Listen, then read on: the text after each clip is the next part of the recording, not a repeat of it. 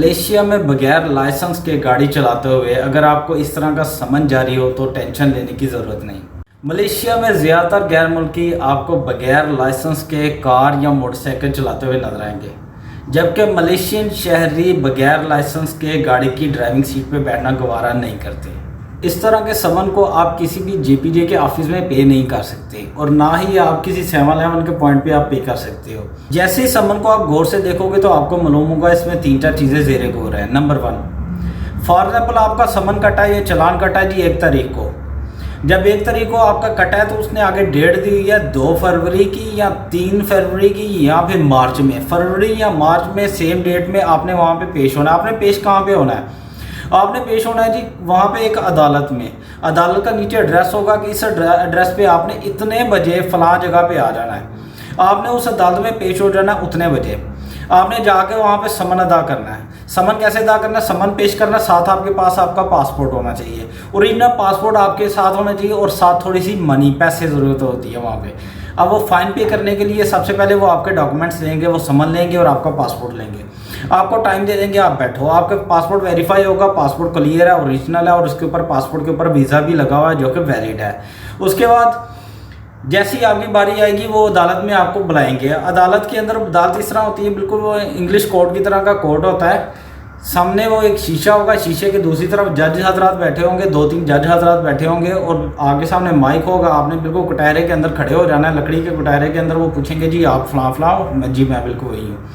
तो आपने फलां फलां कानून तोड़ा है, आप मानते हो? जी मैं एक्सेप्ट करता हूँ। आपने एक्सेप्ट करना है, आपने वहाँ पे अपील नहीं करनी। तो नंबर 2 ये है कि वहाँ पे वो कहेंगे जी ये फलां फलां कानून के तहत फलाने सेक्शन के या फलाने लॉ के मुताबिक आपको अगर ये कानून तोड़ा है आपने तो आपको इतना जुर्माना होना चाहिए। जो बाइक्स वगैरह का जुर्माना है वो स्टार्ट होता है जी 300 से लेके 2000 रिंगट तक जाता है। जो कार का जुर्माना है वो 300 से तो नहीं शुरू होता, वो 500 से शुरू हो जाता है, ऊपर ऊपर जाता है। तो वो देखेंगे आपने कानून कौन सा तोड़ा हुआ है, किस हिसाब से। मिसाल के तौर पे आपके पास लाइसेंस नहीं था तो वो आपको कहेंगे आपको 800 रिंगट जुर्माना किया जाता है। उससे पहले वो पूछेंगे अच्छा आपकी शादीशुदा हो? हाँ जी मैं शादीशुदा हूँ। बच्चे हैं? वो बताएं जी। आपकी उम्र कितनी है? बताएं जी। क्या काम करते हो? बताएं जी। ये चीज़ें बताने के बाद वो आपको कहेंगे हम आपको 800 रिंगट जुर्माना लगा रहे हैं। तो आपने कहना कि जी मैं इतना स्ट्रॉन्ग नहीं हूँ, माली कंडीशन मेरी इतनी नहीं है। तो आप इस तरह करें, इसमें थोड़े से पैसे कम कर दें। जैसे ही आप उससे रिक्वेस्ट करोगे तो वो मान भी लेंगे। तो वो फॉरनर के लिए जो मिनिमम वो कम करते हैं वो 500 तक लेके आते हैं, इससे कम वो नहीं करते। वो 800 से 500 तक आ जाएंगे। मगर जो मलेशियन होता है उसको अगर 800 या 500 लगाया वो 300 तक आ जाते हैं। ये इनके अपने कोई रूल्स हैं कि फॉरनर को थोड़ा सा ज़्यादा जुर्माना लगाते हैं और मलेशियंस को थोड़ा कम करते हैं। आपने बाहर आ जाना, आपने कहना जी मैं एक्सेप्ट करता हूँ। तो उसके बाद आपने बाहर आ जाना, बाहर आके आपने पैसे वहाँ पे अदा करने हैं, काउंटर पे आपने पे करने हैं। आपको अपने डॉक्यूमेंट मिल जाएंगे, एक रसीद मिल जाएगी कि ये आपने पैसे पे कर दिए हुए हैं और आपको अपना पासपोर्ट मिल जाएगा। कोर्ट के अंदर जो ज़ेरे गौर चीज़ें हैं वो ये हैं कि वहाँ पे आपने बिल्कुल अपील्स ये इस तरह की नहीं करनी जी मेरा तो कसूर ही नहीं था, है मैं जा रहा था, मैं ये हो गया, मैं वो हो गया, मुझे तो इन्होंने ये ज़्यादती कर दी है मेरे साथ पुलिस वालों। अगर आप इस तरह की चीज़ें करेंगे, इस तरह की रीजंस पेश करेंगे, आपको एक वकील करना पड़ेगा और प्रॉपर ये केस की शक्ल में इख्तियार कर जाएगा। वहाँ पे सिर्फ आपने जज के सामने इस तरह ही बात करनी है। अगर वो कहते हैं कोई आप सेंटेंस बोलो, अगर आप बोलना चाह रहे हो तो आप यही कहो हाँ मैं एक्सेप्ट करता हूँ, मैं गलत हूँ। आपका पासपोर्ट आपको दे दिया जाएगा, वहाँ पे आप घर जा सकते हो, किसी किस्म की टेंशन लेने की ज़रूरत नहीं है। और जाके सीधा अपना किसी ड्राइविंग स्कूल में जाके अपना एडमिशन करवाएं और जाके दोबारा लाइसेंस अप्लाई करें। लाइसेंस अप्लाई करेंगे आपको नया लाइसेंस मिलेगा, दोबारा इस तरह के मामला में फंसने की ज़रूरत नहीं है।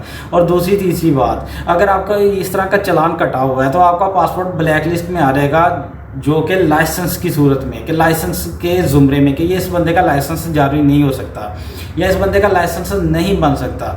और यहाँ पे एक बात मैं वाज़ेह कर दूँ, ब्लैक लिस्ट से मुराद ये नहीं कि आप अपने मुल्क नहीं जा सकते, बॉर्डर क्रॉसिंग कर सकते, किसी और मुल्क नहीं जा सकते। ब्लैक लिस्ट से मुराद ये होगा इसमें कि आप दोबारा लाइसेंस अप्लाई नहीं कर सकते, यहाँ लाइसेंस के लिए अहल नहीं है।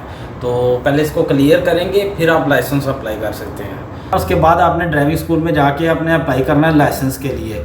अगर आप ये अप्लाई नहीं करते तो अगर दोबारा फिर अगर आपने गाड़ी चलानी है तो नहीं अप्लाई करते फिर दोबारा आपको इसी कोर्ट में आना पड़ेगा। अगर मेरी वीडियो से आपको इन्फॉर्मेशन मिली तो दूसरों के साथ शेयर कीजिएगा, मेरे चैनल को सब्सक्राइब कीजिएगा और वीडियोज़ को लाइक कीजिएगा। अपना ख्याल रखिएगा। अस्सलाम वालेकुम।